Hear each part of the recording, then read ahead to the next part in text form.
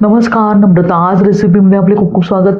पावसाच्या सरी, गरमागरम चहा आणि सोबत कुरकुरीत भजी यापेक्षा सुंदर कॉम्बिनेशन दुसरं कोणतं असू शकतं का? पण आज आपण नेहमीची कांद्याची भजी नाही, तर बाहेरून एकदम कुरकुरीत, आतून मऊ आणि प्रोटीनने भरपूर अशी मूगडाळ भजी बनवणार आहोत. ही भजी अजिबात तेलकट होत नाही. ही रेसिपी एकदा पाहिली तर तुम्ही पुन्हा पुन्हा बनवाल. इतकी साधी, सोपी, सुटसुटीत इथे रेसिपी मी शेअर करत आहे, तेव्हा व्हिडिओ पूर्णपणे पहा. चला तर मग जास्त वेळ न घालवता आता आपण रेसिपीला सुरुवात करूया. तर इथे मी 1 वाटी अगदी व्यवस्थितपणे धुवून मूगडाळ भिजवून घेतली आहे. मूगडाळ भिजवून घेत असताना व्यवस्थितपणे पाणी त्यामध्ये घालून साधारणतः 1 तासभर मी अशा प्रकारे मूगडाळ भिजवून घेतली आहे. आता त्यातील पाणी काढून घेऊया. तत्पूर्वी इथे मी मिक्सरची भांडी घेतली आहे. आता त्यात आपण 3 ते 4 हिरव्या मिरच्या, 4 ते 5 इथे कढीपत्त्याची पाणी घेतली आहे आणि अर्धा इंच आले. आता मिक्सरच्या भांड्याची झाकण लावून भरड तयार करून घेऊया, कारण डाळीबरोबर व्यवस्थित वाटली जात नाही. आता अशा प्रकारे आपण भरड तयार करून घेतल्यावर जी डाळ भिजवून घेतली आहे त्यातील थोडे पाणी मी काढून घेतले आहे. यामध्ये जास्त पाण्याचा अजिबात वापर करायचा नाही. डाळीतील जेवढे पाणी व्यवस्थितपणे काढून घेतल्यावर लगेचच आपण भांड्याची झाकण लावूया आणि पल्स मोडमध्ये अगदी जाडसर भरड तयार करून घेऊया. पाहू शकता अगदी परफेक्ट मूग डाळीची भरड मी तयार करून घेतली आहे. इथे पाण्याचा अजिबात मी वापर केला नाही आहे. आता अशा प्रकारे मिश्रण वाटून घेतल्यावर लगेचच ते आपण एका बाउलमध्ये काढून घेऊया. अशा प्रकारे बाउलमध्ये व्यवस्थितपणे मिश्रण काढून घेतल्यावर लगेचच आपण त्यामध्ये बाकीचे जे राहिलेले जिन्नस आहेत ते आता आपण ॲड करणार आहोत.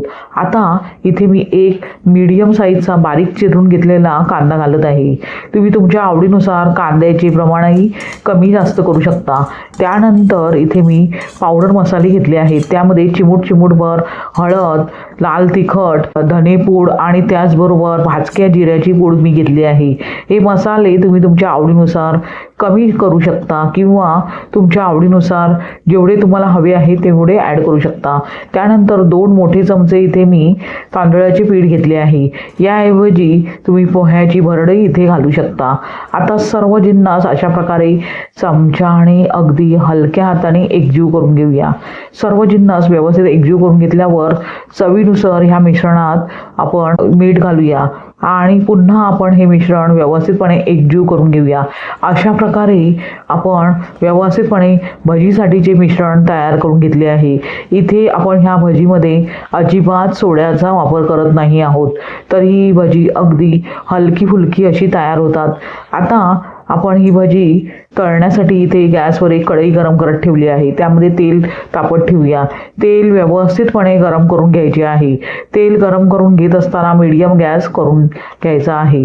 साधारणतः 2 मिनिटानंतर थोडेसे तेल गरम करून घेतल्यावर आपण भजीचे थोडेसे मिश्रण त्यामध्ये घातले आहे. पाहू शकता लगेचच वर आले आहे, म्हणजे मिश्रण अगदी परफेक्ट तापले आहे, म्हणजे तेल अगदी व्यवस्थितपणे तापले आहे.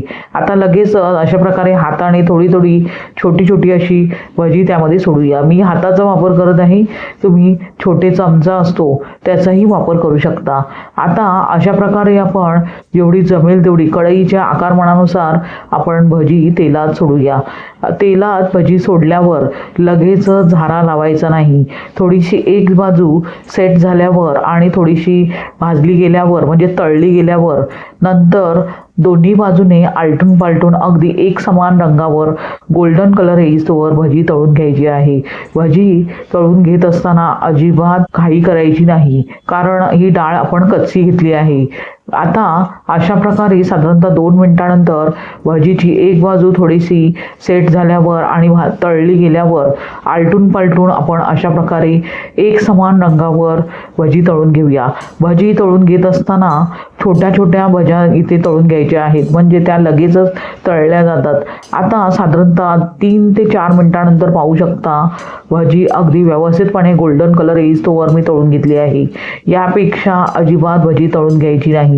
आता अशा प्रकारे रंग व्यवस्थितपणे आल्यावर आपण ती एका चाळणीत काढून घेऊया. म्हणजे टिश्यू पेपर असलेल्या चाळणीत काढून घेतल्यावर एक्स्ट्राचे जे तेल आहे ते टिश्यू पेपर व्यवस्थितपणे शोषून घेईल. पाहू शकता परफेक्ट अशी मूगडाळ भजी आपण त्यातील तेल निथळून काढून घेतले आहे. अशाच प्रकारे आपण राहिलेल्या भज्या व्यवस्थितपणे 2 ते 3 बॅचमध्ये तळून घेणार आहोत. दुसऱ्या बॅचमध्ये आपण सर्व भजी अशाच प्रकारे छोटी छोटी तेलामध्ये सोडली आहेत. आता 2 ते 3 मिनिटे आपण अगदी व्यवस्थितपणे आलटून पालटून एक समान रंगावर म्हणजेच गोल्डन कलर येईस्तोवर भजी तळून घेऊया. पाहू शकता दुसरी बॅच साधारणतः 4 मिनिटानंतर व्यवस्थित तळली गेली आहे. आता अशा प्रकारे सर्व भाज्या मी तळून घेत आहे. पाहू शकता सर्व भाज्या मी तळून घेतल्या आहेत. आता लगेचच गरमागरम भजी सर्व करूया. तर मंडळी, पावसाळ्यात गरमागरम चहासोबत अशी कुरकुरीत मूगडाळ भजी खाण्याची मजा काही वेगळीच असते. ही रेसिपी तुम्ही नक्की करून बघा आणि कशी झाली हे कमेंटमध्ये मला जरूर सांगा. जर हा व्हिडिओ आवडलाच असेल तर लाईक करा, आपल्या मित्रमैत्रिणींसोबत आणि कुटुंबासोबत शेअर करा आणि अजूनही नम्रताज रेसिपी चॅनलला सबस्क्राईब केलं नसेल तर आत्ताच सबस्क्राईब करा आणि बेल आयकॉन दाबा, म्हणजे माझी प्रत्येक नवीन सोपी चविष्ट अशी रेसिपी सर्वात आधी तुमच्यापर्यंत पोहोचेल. मी नम्रता पुन्हा भेटूया अशाच एक नवीन स्वादिष्ट रेसिपीसह. तोपर्यंत आपली काळजी घ्या, आनंदी राहा आणि सर्वात महत्त्वाचे म्हणजे स्वतःवर प्रेम करत राहा. पुन्हा भेटूया अशाच साध्या सोप्या सुटसुटीत अशा रेसिपीसह. धन्यवाद. श्री स्वामी समर्थ.